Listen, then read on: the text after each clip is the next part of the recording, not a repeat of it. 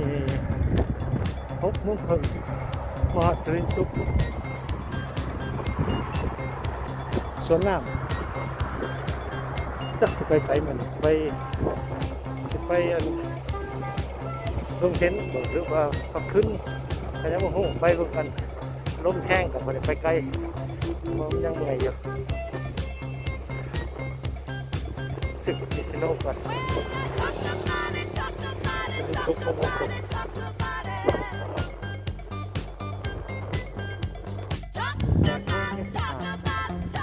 ส้นไฟพันหน้าลมแห้งมาเลยไปต่อปันหน้าปันเศร้า50 ลัก51 ลักเที่ยงใน8:20มาฮอดทางแบ่งไปสะขึ้น20 ลักทางนี้เข้าไปทางนี้ไปดงเห็นสิบืนไปให้มันได้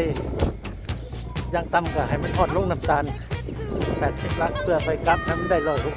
160ลองบืนลองมือไปดงเห็นวันนี้ไปดงเห็นอีก7 ลักนี่ลัก60ได้ถึง7 ลักถึงดงเห็นแต่ดงเห็นไปหาลงน้ำตาล13 ลักเป็น80แล้วลองไปบืนลงไปหน่อยนึงคือว่าเข้าไปได้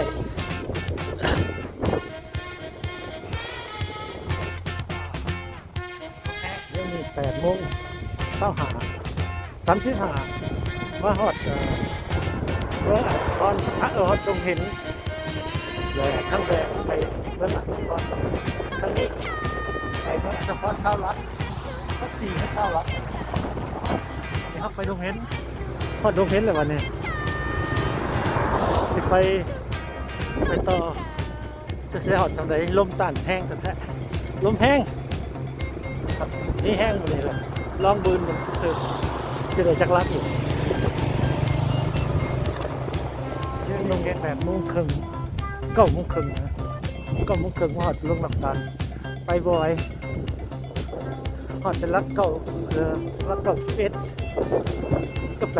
เป็นพวกนั้นก็คือลงน้ำตาลเฮ้ยต้องลง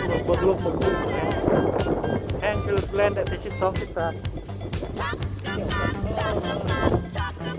กลับมาแต่เวลาอาทิตย์นะเสียวมันได้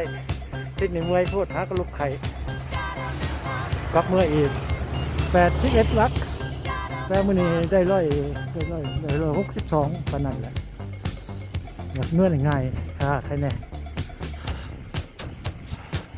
บ่อยแล่นได้14 15เดี๋ยวนี้9:35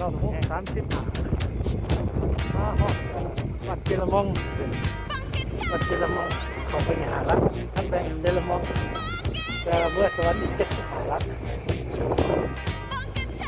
เมื่อสวรรค์75 ลักเจรมองประมาณแค่ไหนลงโมนี่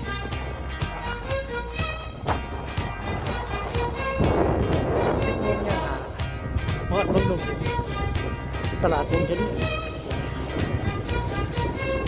วันนี้37 ลักเป็นเซโนเห็น10 โมงยัง10 โมงประมาณ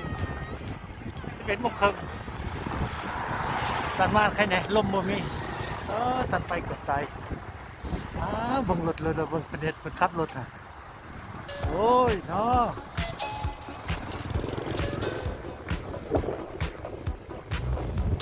11 โมงยัง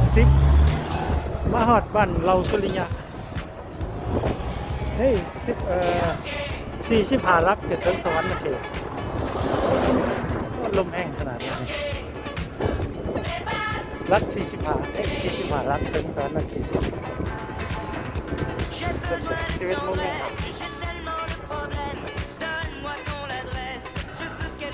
ออกปั๊มน้ำมัน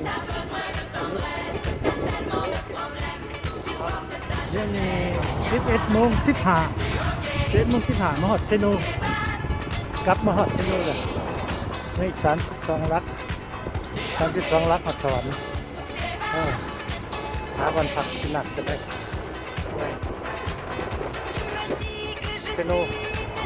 11:15ตันมาให้แน่ตันไปนี่ลมแห้งโคตร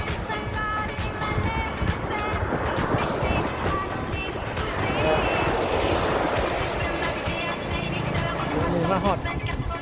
รัก13วันบริษัทคุณคำใกล้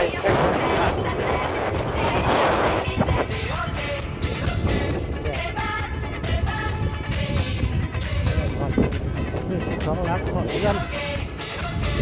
ไหลเลย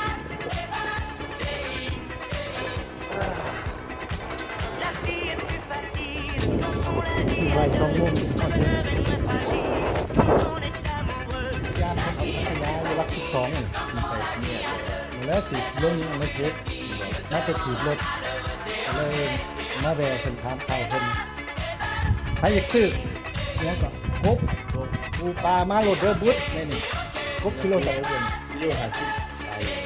กบกิโลนึง50พอดีกินเนาะบ่ตัวใหญ่มันบ่ตาก็มีตังค์กับกันเดี๋ยวนี้มาฮอดตลาดโลกรัก10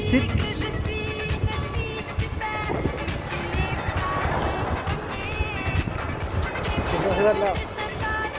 หลังจากว่าไปกระสังขยา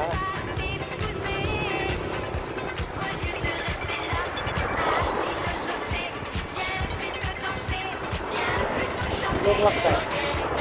กับเก้ารักเก้ารัก